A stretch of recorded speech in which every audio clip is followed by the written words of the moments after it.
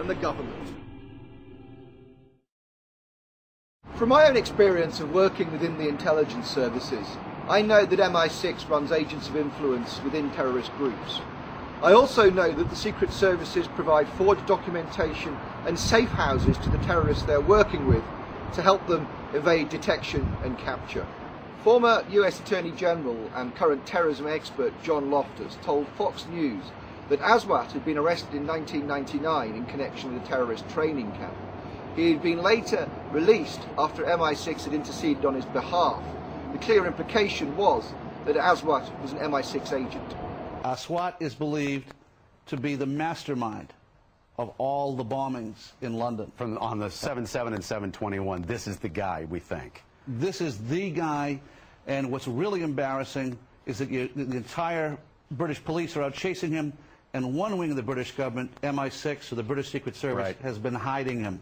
And this has been a real source of contention between CIA, Hold on, John. Justice Department, and Britain. MI6 has been hiding him. Are you saying that he has been working for them?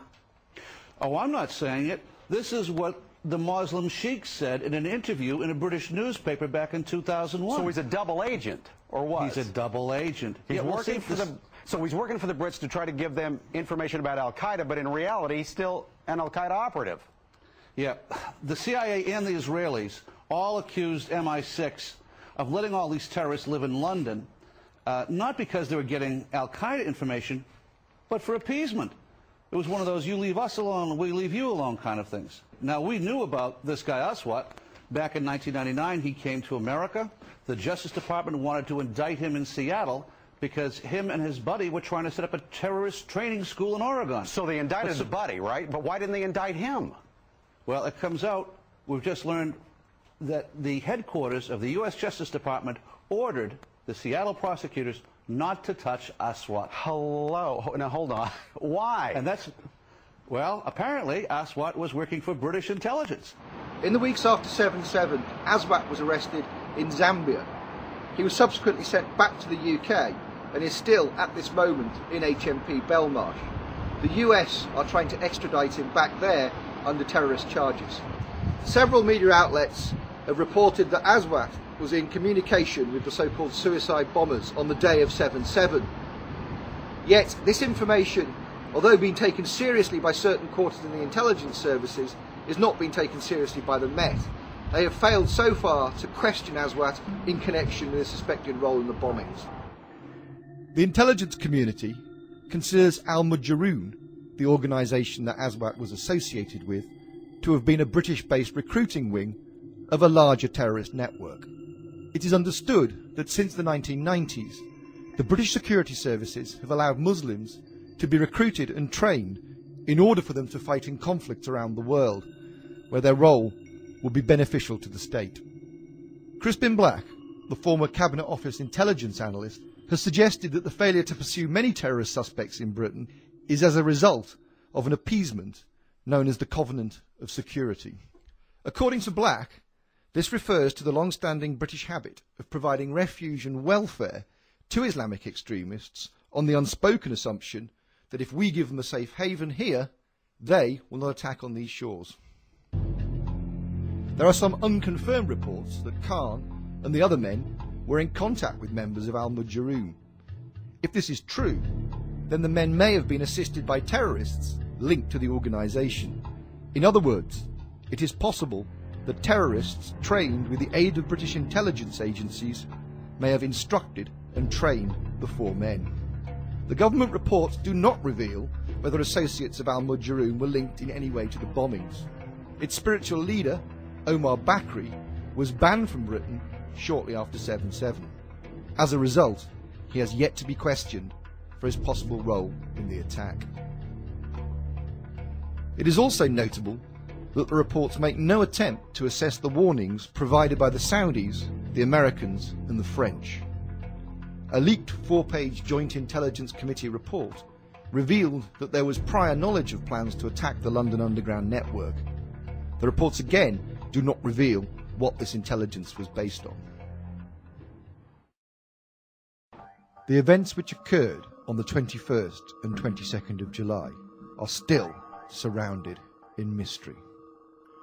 All of the men arrested for the incidents on the 21st have pleaded not guilty to the charges of attempted murder and conspiracy to cause explosions. Some claim to have purposely made dummy bombs and profess that their plan was to intimidate rather than to kill or maim. Nothing about these incidents appears to make any sense.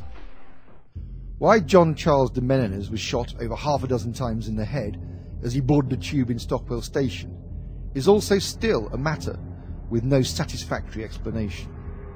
The police lied to the public about his behaviour, and CCTV evidence, critical to the investigation, was tampered with, although it is not clear by whom.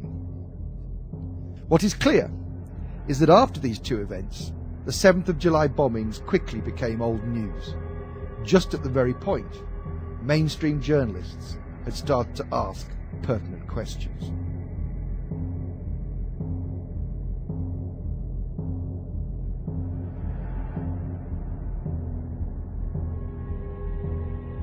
The terrorist alert level had been lowered more than a month before the attacks, from severe general to substantial. It is not clear why MI5 advised the government to reduce the threat level. The meeting of the G8 leaders in Scotland was surely a time when security should have been increased. We are united in our resolve to confront and defeat this terrorism that is not an attack on one nation, but on all nations and on civilized people everywhere.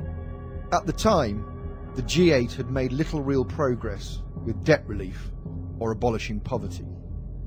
But this fact was barely reported due to the inevitable focus on the bombings. The war on terror goes on. I was most impressed by the resolve of all the leaders in the room. Their resolve is as strong as my resolve, and that is we will not yield to these people. We will not yield to the terrorists. Since the July 7 attacks, further anti-terror legislation has been passed. The biometric identity scheme has been approved, and the legislative and regulatory reform bill has been proposed. It would give ministers the power to amend any law passed by Parliament. The government have taken political advantage of the attacks, using them as an effective rallying cry when seeking support for changes long on their agenda. Many who saw these laws as evidence of increasing totalitarianism prior to 7/7 now see them as acceptable in the climate of fear created by the bombings.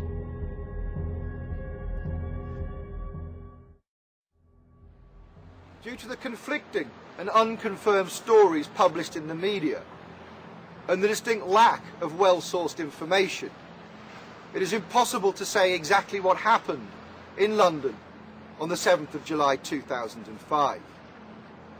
The two government reports make no attempt to explain the anomalies in the explosives used. They make no reference to the coincidence of a counter-terrorist exercise taking place that morning. They do not investigate Haroon Rashid Aswat, reported to be both the mastermind of the attacks and an MI6 agent. The inquiries do not deal with the Khan video or the Al-Qaeda claims. And most importantly, there is no attempt to explain why there are so few CCTV images of the men in London and in Luton. If there is no definitive proof that the men were suicide bombers, then why isn't this made clear? The two government reports do not give a detailed or definitive account. They only raise more questions than they answer. The British public must question why ministers will not allow open and independent scrutiny of the evidence.